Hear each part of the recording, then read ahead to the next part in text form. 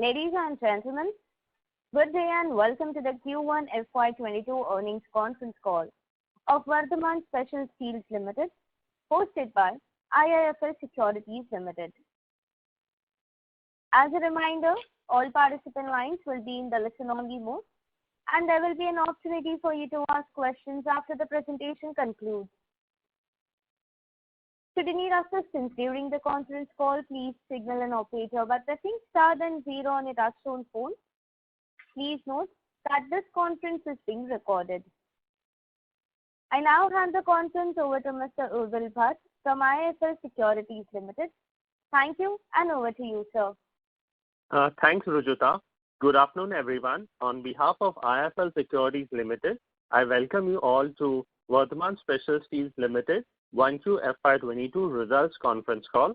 From the management side, we have Mr. Sachit Jain, Vice Chairman and Managing Director, along with his team. Over to you, Sachit, for your opening remarks. Good afternoon, everybody, and thank you for joining us on our earnings call for the first quarter.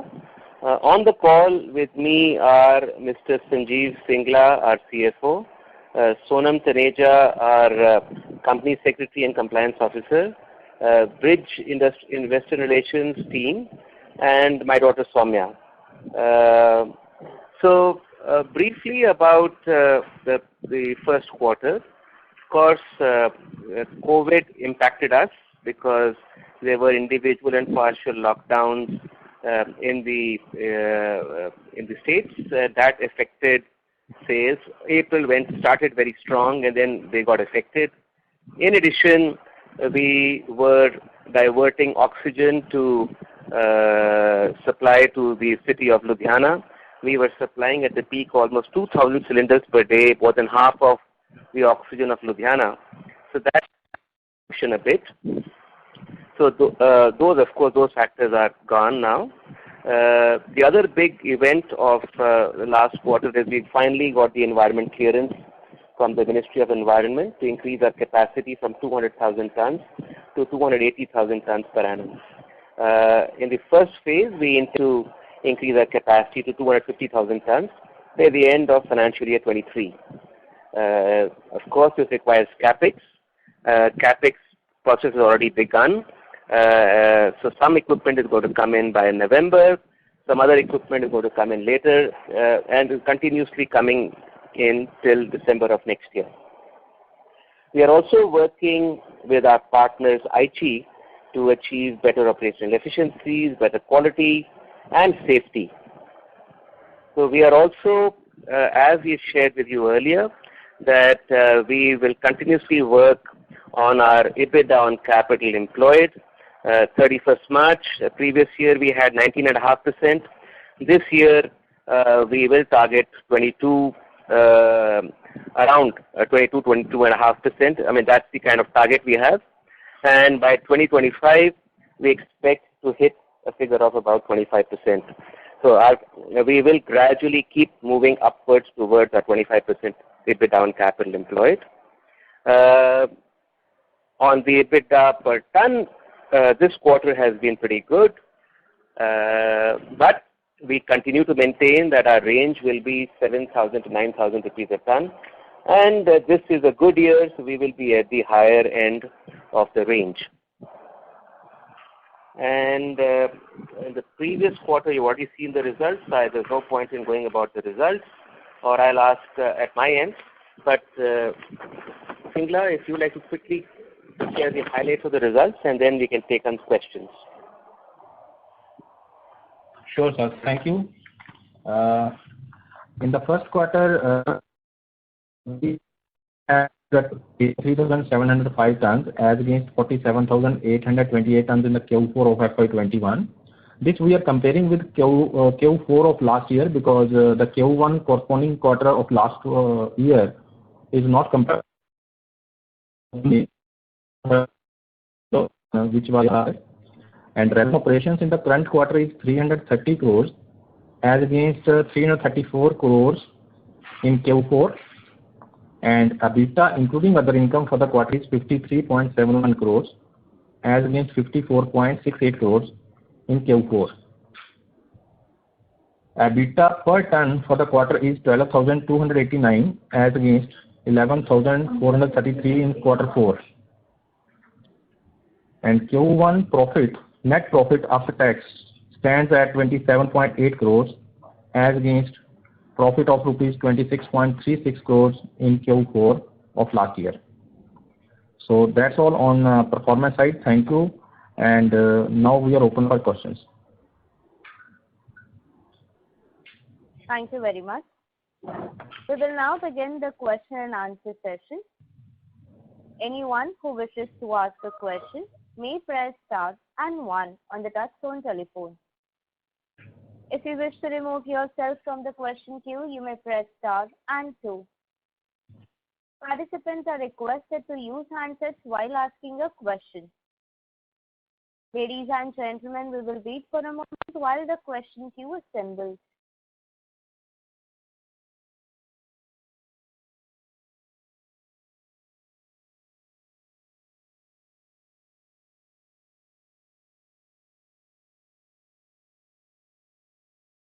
The first question is from the line of Chirag Sureka from VSC Mutual Fund. Please go ahead. Hi, this is Vivek Ramakrishnan, and thank you, and a very good set of numbers given the quarter.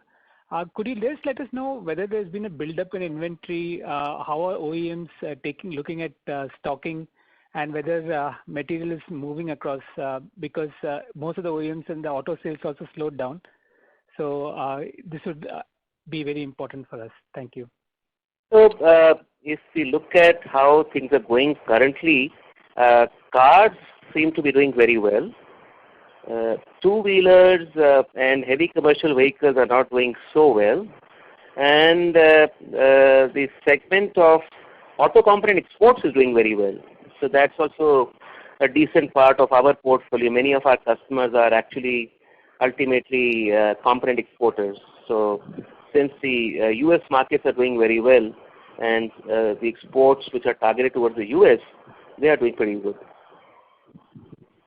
So the point to basically you'll be wanting to know how is the second quarter looking. The second quarter is looking okay, not roaring, but pretty decent. So we'll be meeting our budgets and our targets. Okay, sir. Just as a follow-up, no unusual inventory build-up at your end or... we have a shutdown coming in November. Oh, that's right. So that's a 15-day shutdown, and we were building up inventory. So there is an inventory build-up as of 30th June. However, we had a problem in Punjab, as you are aware, that monsoons were delayed and there were massive power cuts. So our plant was shut for about 10 days. So there was no power. So this was an unplanned, unscheduled cut. So we, luckily, since we had a lot of inventory, we have been able to use a part of that. And we might have to buy some billets from outside to load up our inventory to be ready for the November shutdown. So we are quite prepared for that. Thank you, sir. Good luck. Thank you. Thank you. Ladies and gentlemen, to ask a question, please press star and 1 now. The next question is from the line of Aniket Vedkar, an individual investor. Please go ahead. Hello, sir. Good afternoon. Good afternoon. Yeah, and congratulations for the good set of numbers. Thank you so much. Yeah, sir, I have a couple of questions. So my first question, can you give breakup of black bars and the bright bars for this current quarter? We don't share that breakup, but very roughly, our bright bars are about 15-20%. Okay. So it's a very rough idea. Just give an order of magnitude, but we don't share the number. Okay, sir. Sir, as we can see, the volume of current quarter is 43,000+ tons. Sorry? For this current quarter, our volume is 43,000+ tons, right? Right. So is this sustainable run rate for the next few quarters? Yeah, so we have already said that we are targeting about 165,000 tons for the full year. So this is 165 to 170 or something like that we'll be targeting. So yeah, this is sustainable. And what kind of production schedule we have received from the auto manufacturers? As I said, we don't have the craziness that we saw last year, but still decent. We'll have a good quarter, second quarter in terms of volume. The problem, of course, is the raw material costs have gone up, and we have asked for a big price increase. So all depends on what kind of price increase that we will get. Okay. Normally, we used to have 6 monthly price settlements. Okay. Since this high volatility and raw material prices come in, we have all agreed that we'll have 3 monthly settlements. So increase in the raw material prices, we are passing these prices to customers? We are negotiating with customers, and those price increases have not settled. But we have asked for a decent price increase. Okay. Yeah, sir. If we get the price increase that we are expecting, we're looking forward to, second quarter also will be very good. If the price increase that we get is less than what we expect, it may not be so good. But even in the worst situation, if we get a zero price increase, it is still a decent quarter. And we have already said these figures of the first quarter, 12,200 EBITDA per ton, is not a sustainable number. Okay. So we have said that please judge us from 7,000 to 9,000 rupees EBITDA per ton. If we get more than that, that's a bonus. Okay. And how do you see the EBITDA per ton in the coming quarters? Because current quarter it is. We believe it is in the range of 7 to 9. Okay. And what is your export contribution for current quarter? It's very small. It's increasing, but it's still very tiny. Second quarter is going to be more than first quarter, but it's around 5%. Okay. It's cool, but really the kind of sample development that's going on for exports is huge. So by 24-25, our target is to be 25% exports, 25 to 30% exports. So there's going to be a massive increase in exports. Okay. So last question, do we have those are being negotiated, good profitability, good margins. Okay. Do we have added any new OEM recently? There aren't too many OEMs, right? And what about the demand coming from? I mean, from where we are getting more demand? The demand is coming from all our major sectors. Two-wheelers is a little lower. Okay. Cars will make up and exports will make up. So we are second quarter is doing fine from volume point of view. Okay. And ahead also we're looking forward to good times. It is just a fear of this third wave which is there, which may be keeping some customers away. So put it this way, second quarter of this year, of every year, we expect a major boom. So that kind of boom is not happening. But still the demand is good. If we had a major boom, we would not have been able to meet the requirements. So from our point of view, from Vardhman Special Steel's point of view, we are doing pretty fine from volume point of view. Sorry to interrupt, Mr. Vekar. May I request you to please rejoin the queue, sir? Yeah, sure. Thank you. The next question is from the line of Abhilasha from Axis Bank. Please go ahead. Yeah. Hi, sir. My question is pertains to your capex. So you said for the rolling mill, initially in the first phase, you'll be going to 250,000, right? Yes. And what would be the capex estimate for that? The total estimated capex that we have announced is between 200 to 250 crores in the next 5 years. Okay. And that includes the investment for environment reasons, Okay. as well as it includes investment for some bright bar, which will not really increase the capacity. So for quality reasons, some Is building. it possible to give a number for the? All investments are going to be in the range of about 200 to 250 crores as we foresee it at this point in time. Okay. No, since this first phase expansion, you said you'll be completing by 23. So that will be like a guidance for the coming year, the capex that you're doing. So is it possible to give a number for this? Done by then, and there'll be some tailing off is continuous. Okay. You don't have a number for this rolling mill expansion as such? No. Okay, fine. That's all. Thank you. The next question is from the line of Devang Sanghi from ICICI Direct. Please go ahead. Thanks for the opportunity and congratulations on a good set of numbers. Thank you so much, Ivan. Thank you, sir. Firstly, I'd like to ask that recently the specialty steel PLI has been announced. Sorry? Specialty steel PLI has been announced by the government recently. Yes. And can you throw some light? How can we participate in this particular PLI? Which products? So our products, automotive steels, the automotive powertrain steels are included. Right, sir. And what remains to be seen is the details of the scheme. So the details of the scheme are not yet out. So very difficult to comment whether it's an attractive scheme or not. Correct, sir. We will be one of the beneficiaries of the same.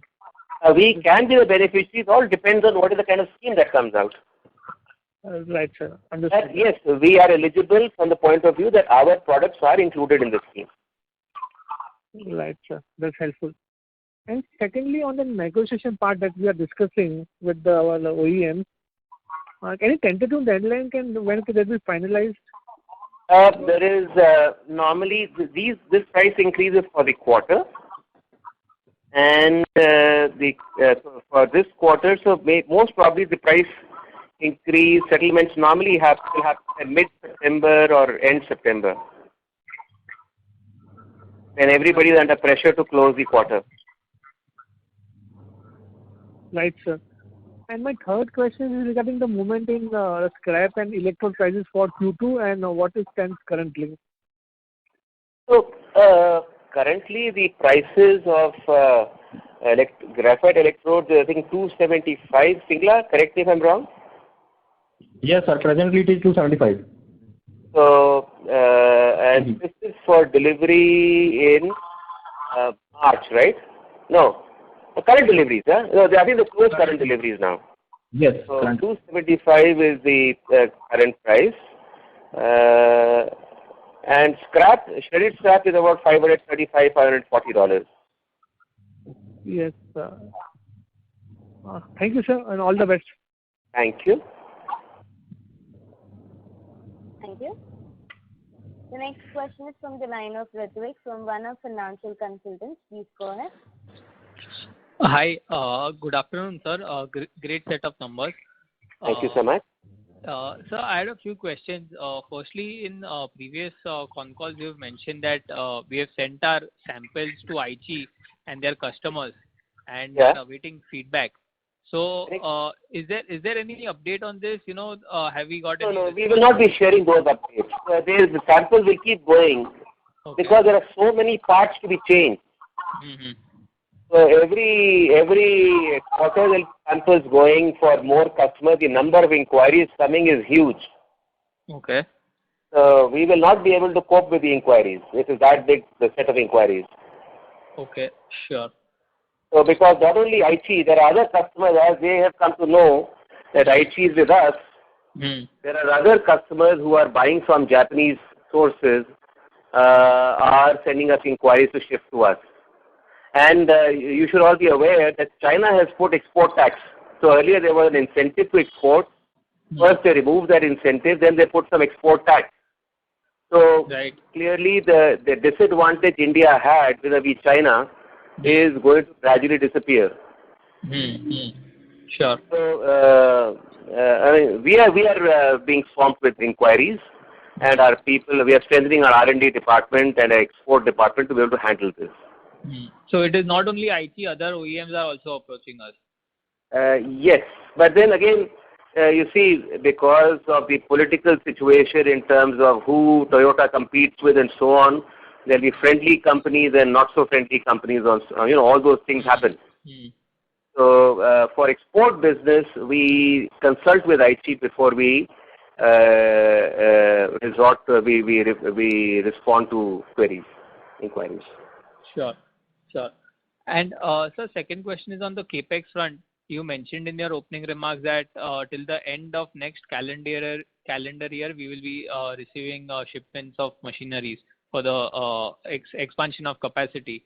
So would it be fair to assume that by FY23 end, we would be up and running on the 280,000 ton rated capacity? 250,000, around that we should be up and running. Okay. We'll be at, by the end of FY23. Correct. Yeah. Right. Okay. So assuming that most of the capex would go for this, would it be fair to assume that this incremental capacity would come at 75 to 100 crores of capex? No. We have said that that total capex is about 200 to 250 crores, which is a comprehensive, which is an amalgam of many things. It includes the capex for expansion. It includes equipment for R&D. It includes equipment for safety, equipment for environment and normal replacement. It includes all these. Okay. And we're going to shift our bright bar. So there's some investment for our bright bar, which will not increase our capacity, is also included in this. Okay. Sure. And sir, you mentioned that we have our EBITDA per ton conversion margin will be between 7,000 to 9,000, and at the upper end given the current market scenario. So would it be fair to assume that this 12,000 rupees per ton in excess that we did in Q1 would incremental about 9,000 would be purely because of inventory gain? Partly, very difficult to say all those figures. You see, these are all broad numbers. We don't look at exactly how much is because of inventory gain, how much is because of that. Very difficult to say all those things. These are broad numbers to look at our company's performance. Okay. But yes, we have clearly said a 12,200 kind of EBITDA per ton is not a long-term sustainable number. Please judge us from when we get beyond 9, if we get 9,300, for example, in a particular quarter, please don't say 300 is because of inventory gains and 9,000 is because of performance. It's very difficult to allocate these things. This is giving you broad range. Okay. Sure, sir. That's it from my side. All the best and thank you. Thank you. Thank you. A reminder to the participants, to ask a question, please press star and 1.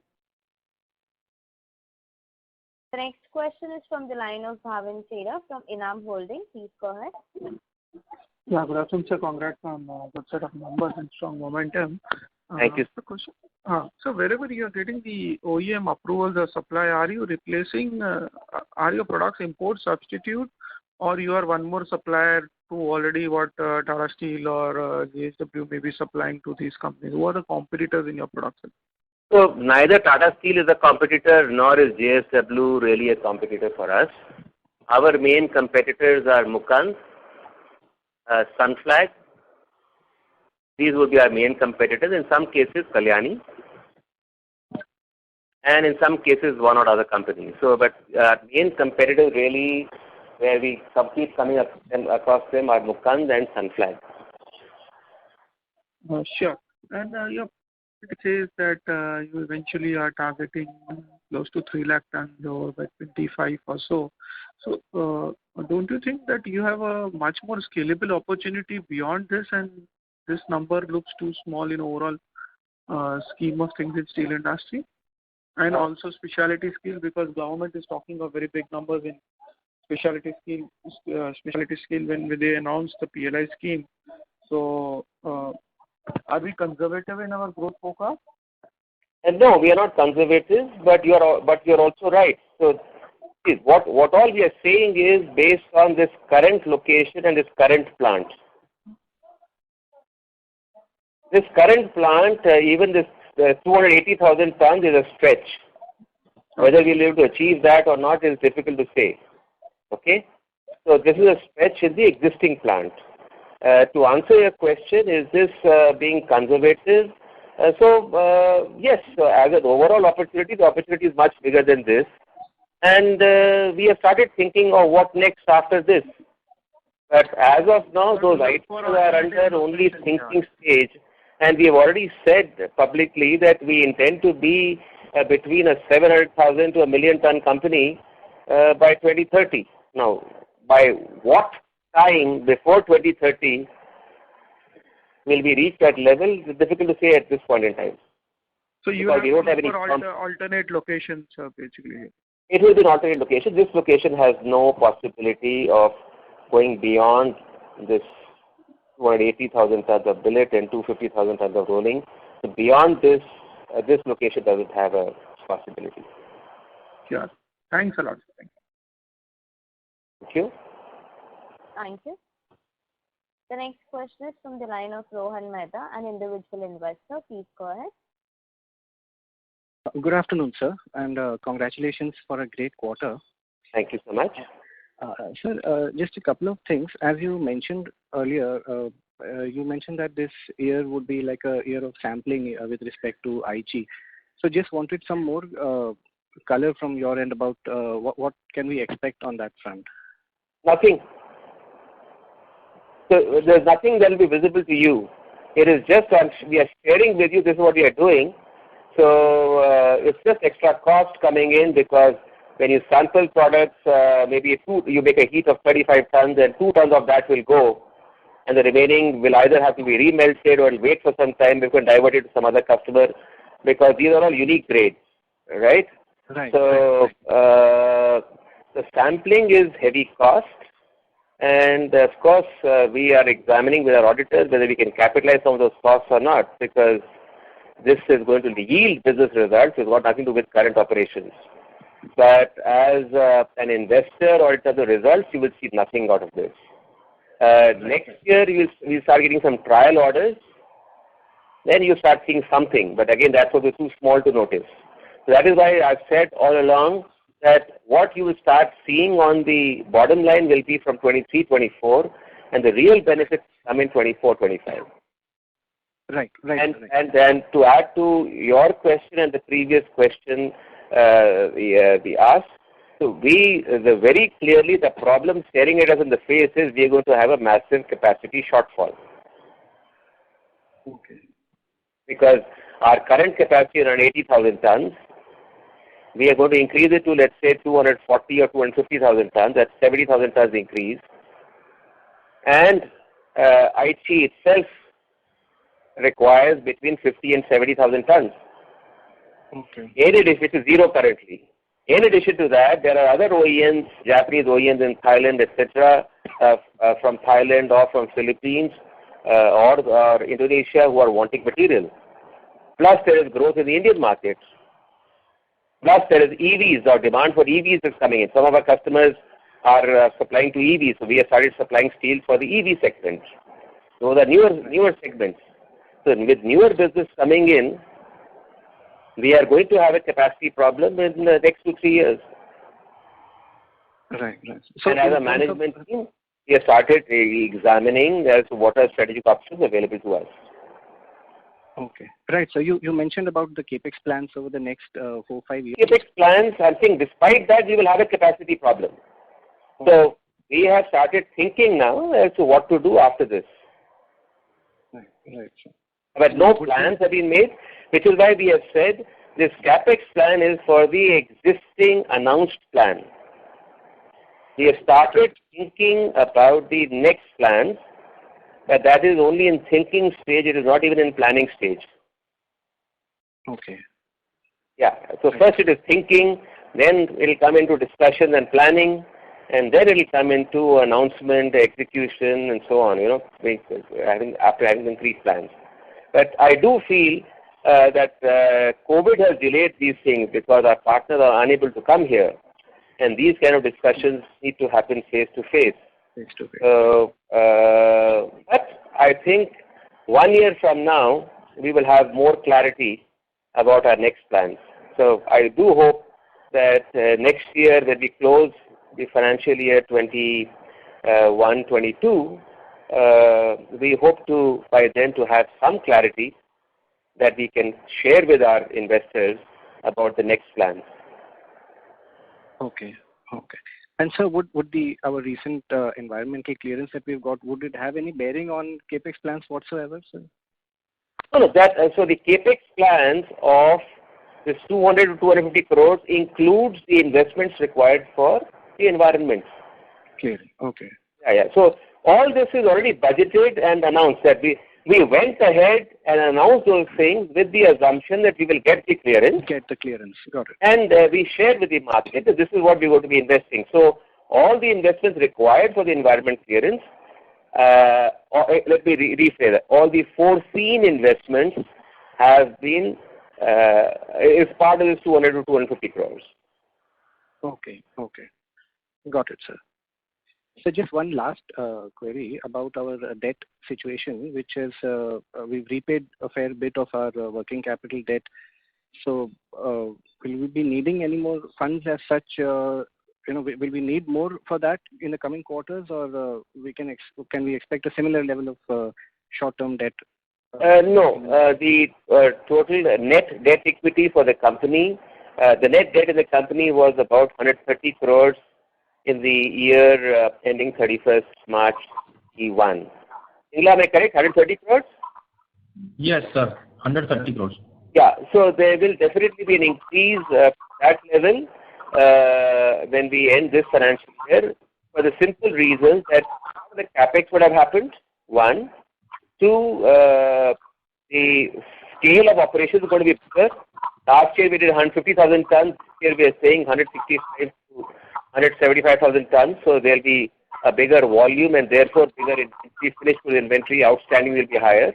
And 3, because the price increases, the per ton value of inventory, per ton value of outstanding is going to be higher. So very clearly, the capital employed is going to be higher at the end of this financial year, and therefore the debt figures will be a bit higher. But we are very clear for now, the net debt equity will be definitely below 0.5 for now. Yes, sir. And with the current plans as foreseen, the current announced plans, we expect by 2025 or 2026, we should be a zero debt company. Zero debt company. With, again I'm repeating, with the current foreseen plans. Fair enough. Got it, sir. Yeah. Got it. All right. Thank you so much, sir. That was all from my side. Thank you so much, and wish you all the best. Thank you so much.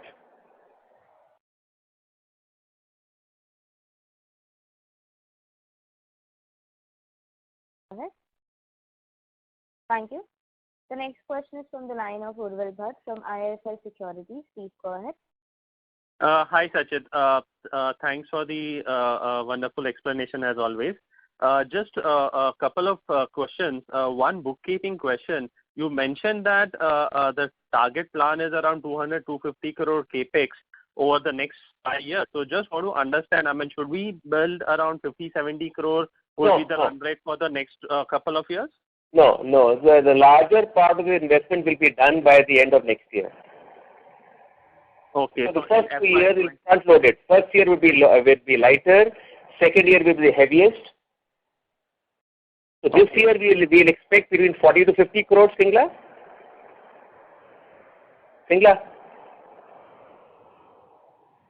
It will be 30 to 40 crores, sir. Yeah, so about 40 crores, let's say, this year. The second year will be far higher. The second year will be very heavy. Yes. So second year would be around 100-120 odd crores? We haven't got those numbers, but second year is going to be this year. Then third year would be little less. Fourth year will be little. It'll scale off. Understood. That's helpful. And Also, I mean, on the working capital side, I mean, what kind of increase have you seen in terms of inventory just because of the pricing efforts? I mean, price have increased significantly and you are still negotiating for another price hike. So should we expect a further increase in working capital in the coming quarters? Yes, that's right. Okay. And please, on the quarter by quarter, you see, because we are building up inventory for a shutdown. Yeah, correct. Understood. That is why we are saying for the year end. Understood. For the year end, we expect our working capital figures to have gone up. Understood. That makes sense. And also on the expansion side, I mean, if you can just give a guidance. Last year, our net capital employed was 600 crores. Yes. So I would expect roughly 10 to 15% increase in the net capital employed. Yes. Could be around 10. Let's say around 10%. Very rough idea, but around 10% increase in the net capital employed. Understood. As of now, that is our forecast. That may change, but as of now, that's the forecast. Understood. Again, Singla, please correct me if I'm wrong. No, this is correct. Okay, thank you. So, and one more follow-up question on the capacity expansion side. What kind of a product mix are we envisaging, and how will that impact our overall margin profile once we reach full utilization levels in 23? So the products are similar. These are products for cars. So the big change will be the proportion of cars will increase in our product mix significantly. Today, cars and two-wheelers are almost similar. So the large part of the increase is primarily in cars. So that's one. And two, the grades are very different because Toyota uses very different grades and specialized steels. So that's the second part. And third, we have already said that we will expect this range of 7,000 to 9,000 rupees per ton to increase to 10,000 rupees a ton. Understood. That accounts for the improving margin, improving product profile. Yeah. And once those products stabilize, you see, because there's also a cost for them to stabilize, it takes time to stabilize, we would then expect at this point in time, this is just a rough forecast, we would like to target as a management 10,000 to 12,000 rupees EBITDA per ton. Understood. That's all from my end. Thanks. But this Urvil, we are talking of about 5 years from now. Yeah, I understood. It's around once we start delivering to Aichi and once they yes, there are lots of ifs and buts between. Provided we reach the right quality level, and then provided the rejection levels internally are not so high, and there are lots of provided. Yeah. But this is what I'm sharing with you as a management. That's what we're going to be targeting. So as you've seen also, we have been steadily increasing our forecast. For a long time, we were between 4.5 to 6. Then we increased the forecast to 5 to 6.5. Then we increased the forecast to 6 to 8. We increased it further to 7 to 9. And now we are saying 10. And then we are saying 10 to 12. So we are increasing our volume and increasing our margin. And third, we are also working on our capital employed. So which is why we are targeting an EBITDA on capital employed of crossing 25%, which means an ROC, EBIT on capital employed of about 20%. That's helpful. Thanks, Achyut. Yeah, thank you. Thank you. The next question is from the line of Monu Sehgal, an individual investor. Please go ahead. Hi, Sajid. Congratulations. Just quickly wanted to check, you mentioned the China impact on the industry as such. Now, when you had guided for these EBITDA numbers, I don't know if that was taken into account, whatever structurally it will change the industry. So do you think there is a risk to the upside to your guidance of 7,000 to 9,000 because of the structural change? And Go ahead, please. I interrupted you by mistake. Yeah. Secondly, although alloy steel perhaps may not be one of the impacts on the price structurally, but given the other companies can substitute the product, this may have an impact on structurally higher margins for this one as well. And second, the last question is whether acquisition of a plant is also in the realm of things that you're thinking about. So to answer your first question, there is no direct impact of alloy steels in India from China, at least in our product segment. Okay, so really we see no direct impact on our current business. Where we do see an impact is in the business in Southeast Asia, in Thailand, in Philippines, and Indonesia, where the main players are Japan, Korea, and China. So, and China was the least priced competitor. As Chinese prices go up, the floor prices will go up, which means the attractiveness of these export customers is going to be better than before, than what we assumed. So, in that sense, yes, that will be a benefit to our new business, which is why for the first time today I have used the term 10 to 12. So, in a sense, I have indirectly put in the impact of China that we will expect a higher range of 10 to 12,000 rupees EBITDA per ton as we stabilize the Japanese business. Yes, so this is as far as the first part is concerned. The other part you said is that indirect, another impact could be as domestic steel suppliers, some of the large players like JSW, JSPL, Tata Long Products, even some people like Sunflag, can convert to other products and export those products because Indian prices are much lower than international prices and therefore create a shortage of alloy steels in the country. Yes, in fact, that factor is already playing, which is why we have got higher pricing, good price increases from the customers. And you are already aware that even today the HRC prices from Indian HRC prices are lower than global HRC prices. So that means there is still headroom for HRC prices to rise. And if those prices rise, then as demand picks up, then you will see even possibility of domestic price rise also.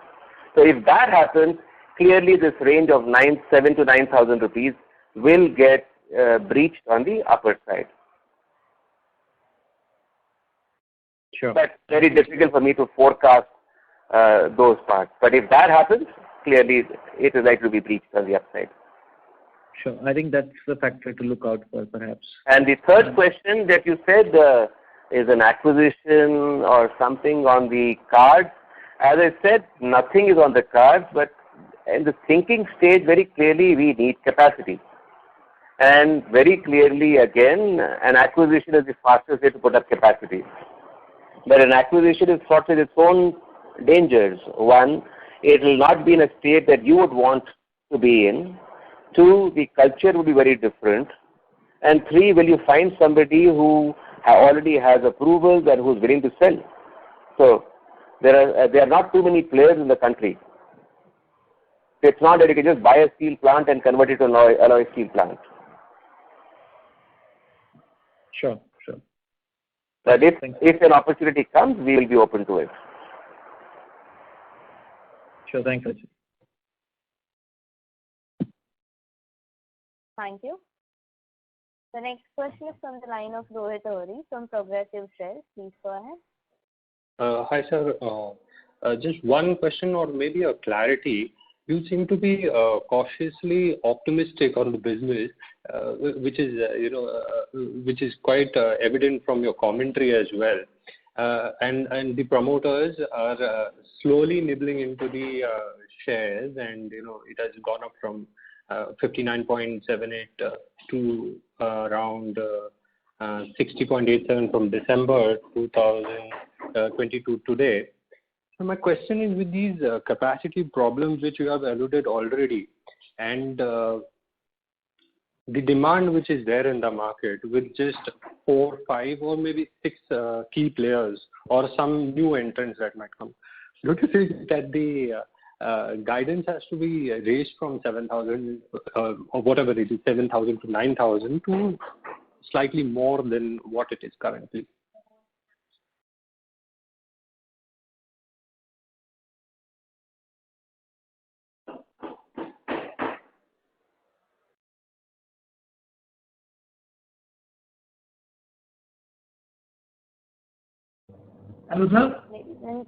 Ladies and gentlemen, please stay connected. The line of Mr. Jain got disconnected. Yeah. He is connected back. Thank you, and over to you, Mr. Jain. Yeah, go ahead. Sorry, you were asking me a question and the line dropped then. So I was asking that with the cautious optimism that you're showing and with these demand constraints that are there, don't you think that you should be increasing the guidance from 7,000, 9,000 to slightly higher? Because knowing that there are just 4 or 5 players or maybe some new entrants that might come in the business. So don't you think that the guidance has to be improved in the current scenario? Difficult to say, you see, because there are so many variables just now on which we don't have a handle. Because currently we are negotiating for a price increase. If we get a good price increase, we have asked for we've asked for a price increase of 7,000 rupees a ton. If we get 6,000 to 7,000 rupees a ton, second quarter will be a blockbuster quarter. But will we get 6, 7? It's very difficult to predict the kind of price increase we'll get, no? Because this is not a commodity business. This is a negotiated business. And today the auto sector is not booming in terms of, like as last year, there was shortage of material everywhere. It's so very difficult to forecast that. And the other part of the question, yes, not promoters in general. I personally, in my personal capacity, I have been increasing my stake because any liquid funds I had, I was investing in buying our shares. But then I reached a particular level where this is a totally disproportionate amount of my personal liquid funds available. And the problem of markets is when promoters is buying the shares, it's all a positive. But tomorrow if I need some liquidity and I need some money and I sell some shares, it is seen as a negative. So for now, I don't think I'll be buying any more shares. So for the moment, let me share out here, it is highly unlikely that there will be a major change in the promoter shareholding because I was buying in my personal capacity only, and I would like to now diversify my small surplus funds into other investments that I can sell, liquidate if I need money. Okay, so that was the only question that I had. Thank you. Yeah. Thank you. Ladies and gentlemen, this was the last question. I now hand the conference over to the management for closing comments. Yeah. Ladies and gentlemen, thank you for being here with us. The last question, of course, I should have answered it there and then, but we remain cautiously optimistic. And frankly, if you ask me, I would like to give a higher guidance than this. But then the problem is there are also small investors who invest based on management comments and so on. And we must understand it is a risky business. And so 7,000 to 9,000 rupees that we talk about we are fairly sure will be within the range. In this year, can we exceed 9,000? I probably think we will exceed this. But as a guidance, I keep repeating, please don't invest in our company from a short-term point of view. Please invest in our company from a long-term point of view. And a long-term to give a guidance beyond 7 to 9 at this point in time with current factors in. आपण ज्या व्यक्तीसोबत बोलत आहात त्या व्यक्तीने आपला. So thank you so much for being with us, and I hope to very soon physical meetings happen and we have a physical conference in Mumbai sometime. Thank you so much. Thank you. On behalf of IIFL Securities Limited, that concludes this conference. Thank you for joining us, and you may now disconnect the line.